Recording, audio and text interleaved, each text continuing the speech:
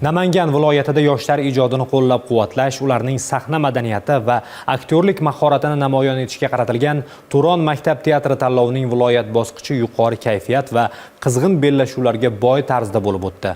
Tanlovning maktab bosqichlarida 78 mingdan ortiq o'quvchilar ishtirok etgan bo'lsa, ular orasidan eng sari 14 ta jamoaning 112 nafar iqtidorli yosh aktyorlari viloyat bosqichida o'z mahoratlarini sinab ko'rdilar.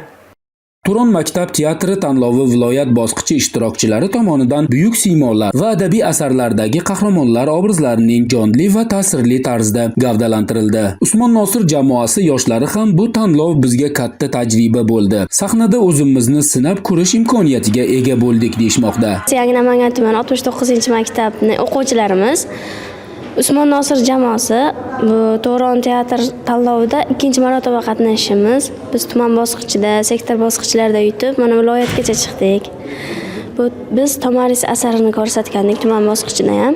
Endi viloyat bosqichida ham shu Tomaris asarini ko'rsatmoqchimiz. Har bir chiqish tomoshabinlar tomonidan iliq kutib olinib, sahna madaniyati, nutq ravonligi va aktyorlik mahorati yuqori baholandi. Xususan Turon maktab teatrining saralash bosqichlarida Namangan viloyatining shahar tumanlaridan 9700 dan ortiq jamoalar, 78 mingdan ziyod o'quvchilar ishtirok etish istagini bildirib onlayn ro'yxatdan o'tdilar. Murosasiz va shiddatli kechgan bellashuvlar yakuniga ko'ra g'olib jamoalar aniqlandi. Uchqo'rg'on tumanidagi 42-sonli umumta'lim maktabining Fabula jamoasi faxriy birinchi o'rinning egallab, tanlovning respublika bosqichiga yo'llanmani qo'lga kiritdi. Husniddin Hamidov, Rustamjon Soqjonov, Ovoz informatsion dasturi uchun Namangan.